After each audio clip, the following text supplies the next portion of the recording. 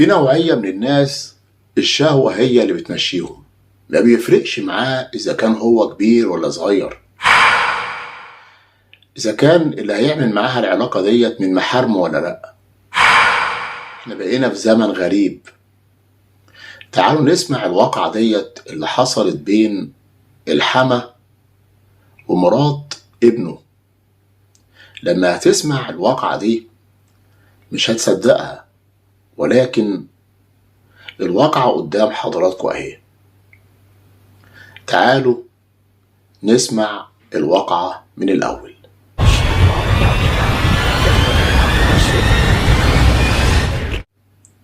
السلام عليكم ورحمة الله وبركاته. هو عنده 54 سنة.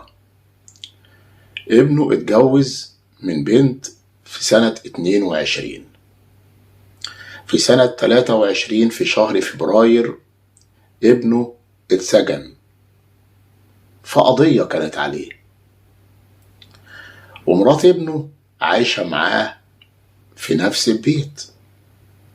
الزوج لما اتحبس، الزوجة قاعدة مع حماها ومع حماتها في نفس الدوار أو في نفس البيت مقفول عليهم كلهم.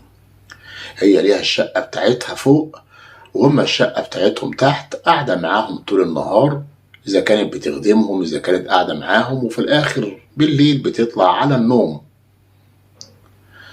وغالبا في القرى بيبقى كده، بيبقى دايما البنت قاعدة مع أهل جوزها.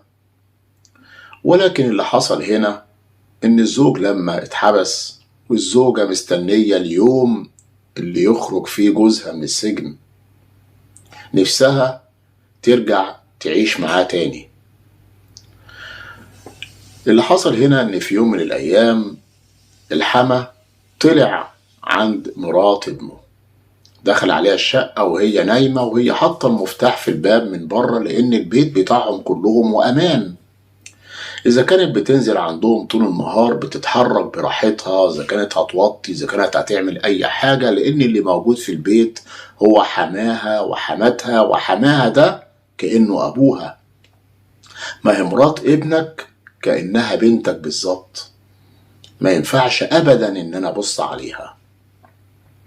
ولكن للأسف ده اللي حصل، طلع ودخل الشقة ودخل عليها وهي نايمة، طبعا نايمة براحتها. بدأ إن هو يتحسس على جسمها، قامت لقت مرة واحدة مين ده؟ حماها. قبل ما تفتح بقها ولا تصوت ولا تقول أي حاجة، هو كان على طول محضر معاه السلاح، لو فتحت بقك هموتك. وللأسف الشديد خدها عنوة وعمل معها العلاقة المحرمة والعياذ بالله مع مرات ابنه. محرمة عليك، ما ينفعش. ولكن للأسف ده اللي حصل. كم مرة بقى الله أعلم هي كانت خايفة ومرعوبة منه تفتح بقها مع أي حد، لغاية ما في يوم من الأيام البنت اكتشفت إن هي حامل. حامل من مين؟ من حماها، ما جوزها في السجن.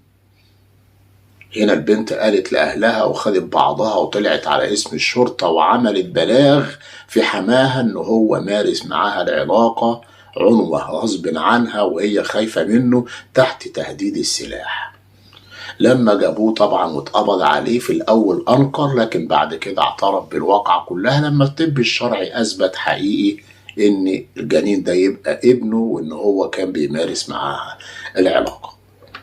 اعترف على نفسه طبعا بعد الضغط عليه، وتحول لمحكمة الجنايات واتحبس. اتحبس قد ايه؟ خد مؤبد زي ما حضراتكم شايفين اهو، سجن مؤبد، يعني ابنه في السجن وهو كمان في السجن. شكلك ايه قدام ابنك؟ ما سنك الكبير ده شكلك ايه في القرية وفي البلد؟ تخيلوا هي عملت في نفسها ايه. هي طبعا خافت من كلام الناس، واللي ببطنها ده هتعمل فيه ايه، وخافت من نظرات الناس ليها. خدت حباية الغلة وماتت، يعني كان هو السبب في موتها. شكلك ايه قدام ابنك لما يعرف ان انت عملت علاقة مع مراته وحملت منك وموتت نفسها؟ شفت بقى آخرة الحرام والعياذ بالله؟ دي من محارمك، ما ينفعش ان انت تبصلها قاعدة معاك في البيت كأنك انت ابوها. انت ما بصيتش لسنك ولا خفت من ربنا. ودي آخرة القذارة والوساخة والعياذ بالله والمشي في الحرام علشان خاطر نزوة وعلشان خاطر شهوة. كانت آخرته إن هو اتسجن سجن مؤبد 54 سنة، يعني هيموت جوه السجن، مش هيلحق يكمل المدة بتاعته. ولكن هنقول إيه، غير لله الأمر من قبل ومن بعد. أشكركم جدا، أتمنى من حضراتكم الاشتراك في القناة، تفعيل زر الجرس، والسلام عليكم ورحمة الله وبركاته.